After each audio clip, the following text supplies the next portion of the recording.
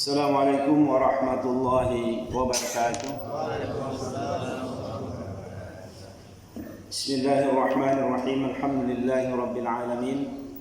Wassalatu wassalamu ala asrafil anbiya'i wal mursalin Nabiyyina Muhammadin sallallahu alaihi wasallam wa ala alihi wa sahbihi wa man tabi'ahum bi ihsanin ila yaumiddin. Amma ba'd.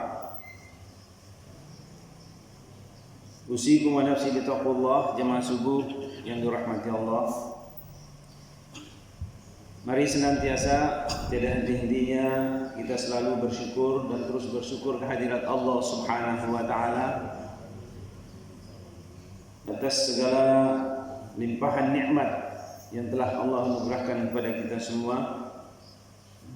Dan istimewa subuh ini kita masih segar bugar dapat melaksanakan salat subuh berjamaah. Semoga amal ibadah kita diterima di sisi Allah Subhanahu wa taala insyaallah.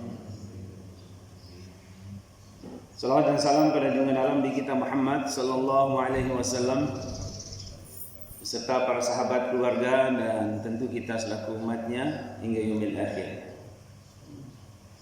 Jemaah rahimakumullah, kita lanjutkan kajian hadis kita. Masih pada bab yang sama tentang bagaimana sikap tawassut, yaitu pertengahan, atau zaman sekarang dinamakan dengan moderasi beragama atau Islam wasatiyah. Jemaah rahimakumullah, pada hadis berikut ini hadis yang sangat tinggi maknanya, arti persaudaraan, arti saling ingat mengingatkan. Di hadis ini an Abu Juhaifa Wahb bin Abdullah radhiyallahu ta'ala an qala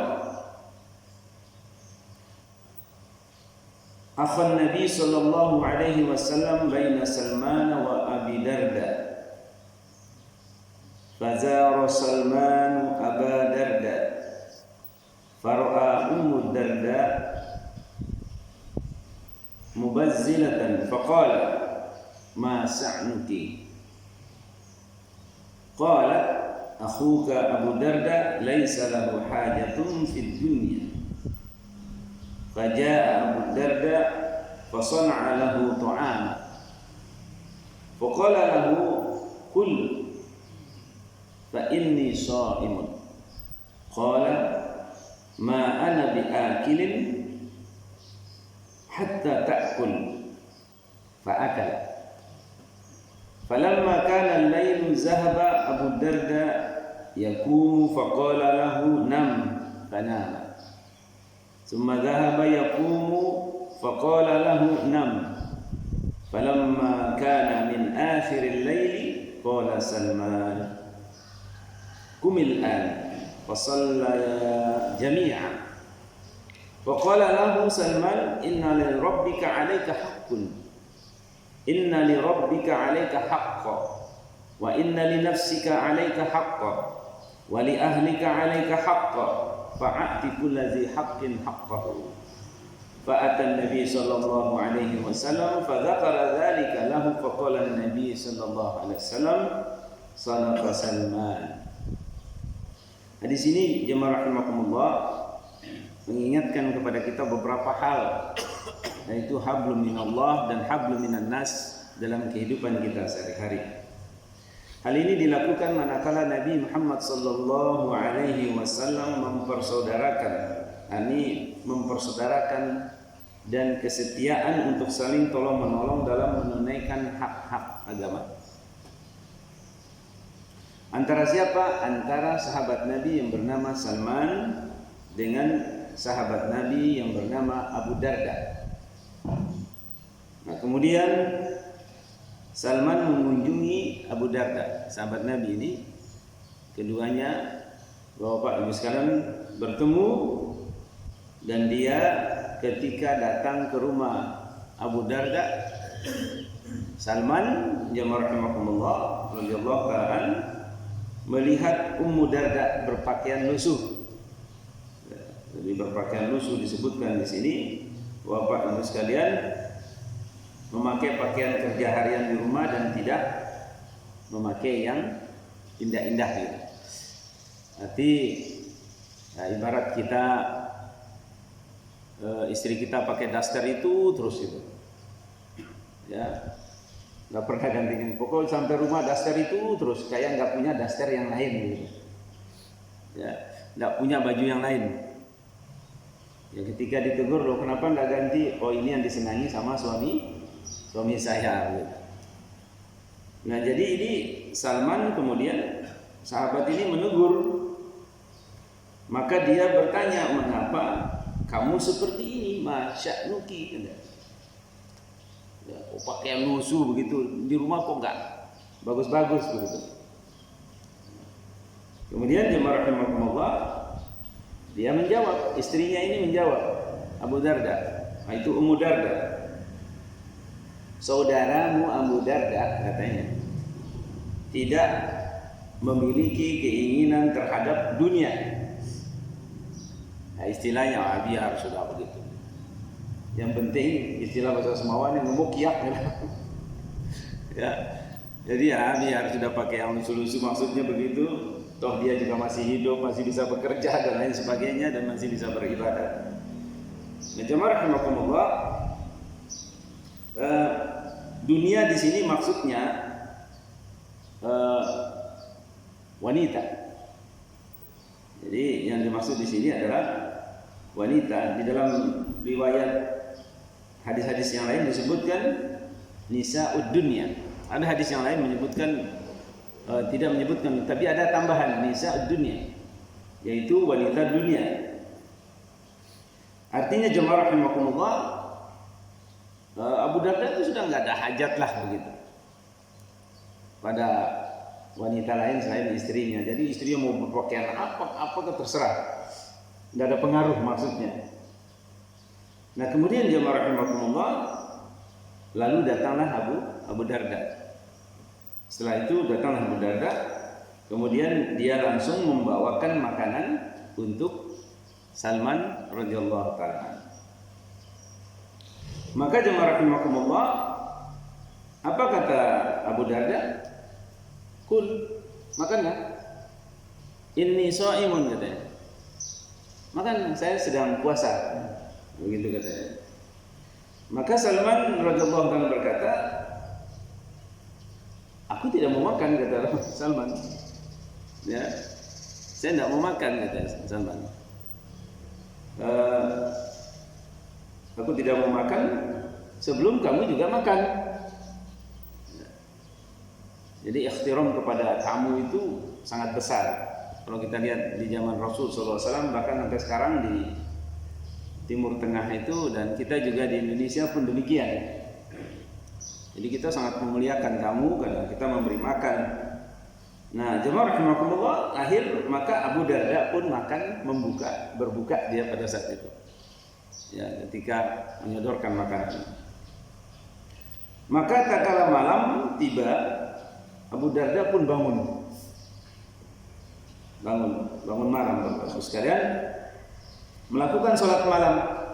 Maka sahabatnya ini Salman berkata kepadanya, tidurlah katanya. Tidur katanya.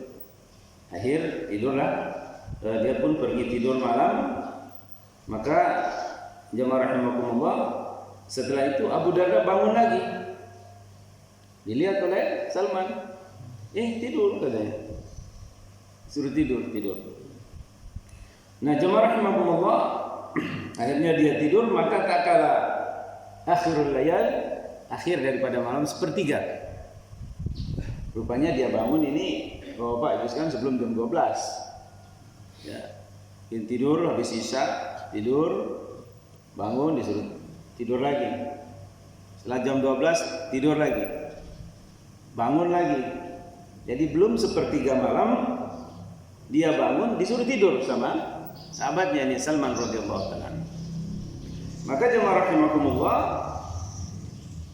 setelah itu kemudian Salman membangunkan dia. Ya Abu Darda,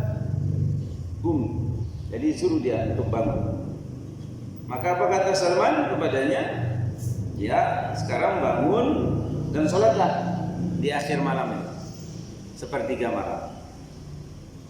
Nah, akhir apa kata Salman? Sahabatnya ini menasihatkan kepada dia. Dia berkata, Inna li rabbika 'alaika haqqa. Jadi sesungguhnya Allah Subhanahu wa taala ya memiliki hak yang harus kamu tunaikan. Jadi ada hak yang harus ditunaikan. Jadi kalau memang tidur, ya tidur gitu. Ya waktu saat kita menunaikan hak Allah Subhanahu wa taala, ya kita laksanakan. Kemudian disebutkan di sini, jemaah rahimakumullah, wa inna li nafsika 'alaika haqqa. Begitu juga kata Salman bahwa hak yang harus kamu tunaikan untuk dirimu, maksudnya untuk jasad kita, ya untuk lahir batin kita ini ada haknya yang harus ditunaikan. Ya artinya kalau memang mata itu harus untuk tidur, pada saatnya tidur jangan melek gitu. Ya sekarang zaman orang sering mutar balik gitu.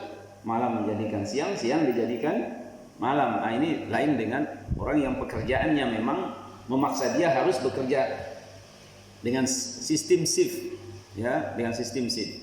Ini maksud saya tidak ada ujung pangkalnya, nggak ada manfaatnya, tidak ada faedahnya, atau hanya foya-foya, hura-hura.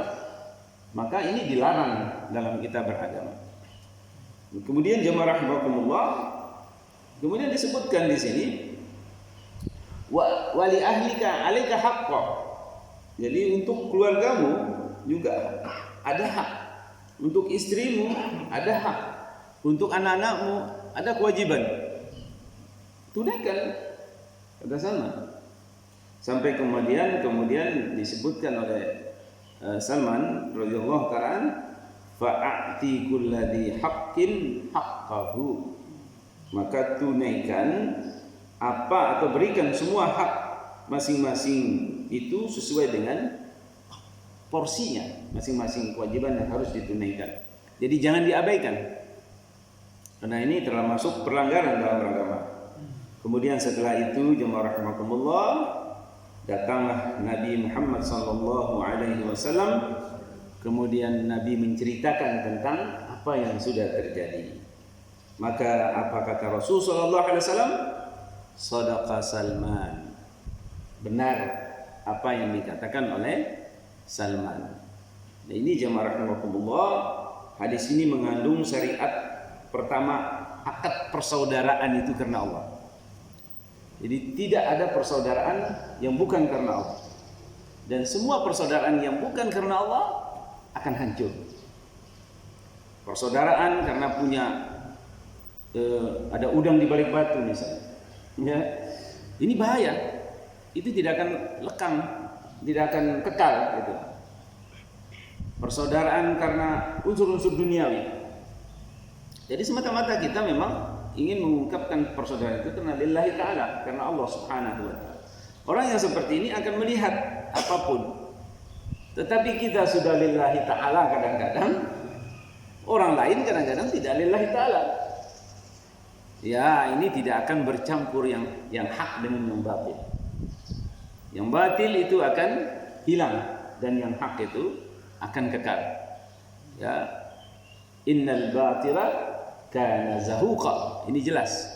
Karena yang batil itu akan sirna. Akan sirna, itu janji Allah, bukan janji manusia. Sekalipun kita sudah memprogramkan ini harus begini, tetapi niat dia itu lain begitu. Niat kita malah ikhlas lillahi ta'ala.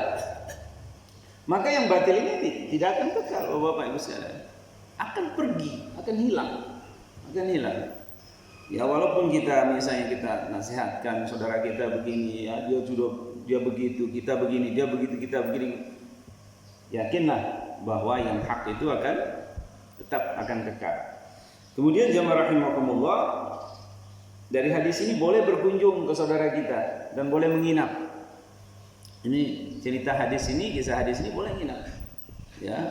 mungkin pergi ke rumah mandor, mungkin ya nginap semalam dan lain sebagainya, kedai imam mungkin, yang lain, boleh, itu dibolehkan.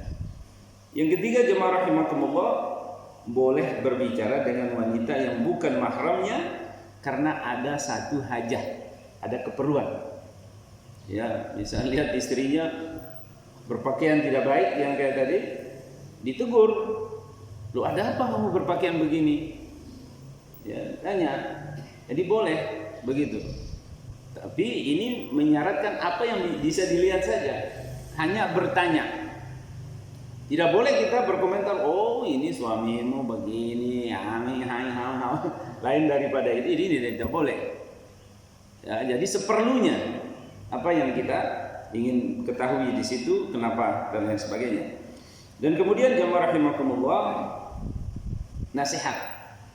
Jadi boleh kita menasihati saudara kita. Ya, jangan begini. Ini salah. Kenapa ini tidak sesuai dengan apa menjadi komitmen kita? Boleh, silakan. Ya.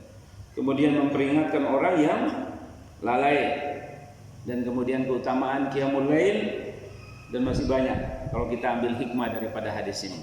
Walhasil, Bapak Ibu sekalian, Rasulullah sallallahu alaihi wasallam memberikan contoh dari sahabat-sahabatnya ini tidak lain tidak bukan untuk kita ambil hikmah yang terbaik di dalam kehidupan kita. Semoga ini bisa kita amalkan dan segala sesuatu kita kembalikan kepada Allah Subhanahu wa taala. Sekali lagi, apa yang diberikan pondasi hubungan lillahi ta'ala, insyaallah akan kekal, akan baik, akan berjalan sesuai dengan apa yang kita rencanakan. Tetapi orang-orang yang kemudian mengadakan hubungan, komunikasi, organisasi, apa semua saja, politik, sosial, kemasyarakatan, agama dan lain sebagainya, yang mereka tetapkan landasan bukan karena Allah, itu akan hancur. Kapan? Wallahu a'lam bishawab. Ya, mudah-mudahan kebaikan selalu bersama kita. Hadanallahu iyyakum ajma'in. Subhanakallahumma bihamdika asyhadu an la ilaha illa anta astaghfiruka wa atubu ilaik. Assalamualaikum warahmatullahi wabarakatuh.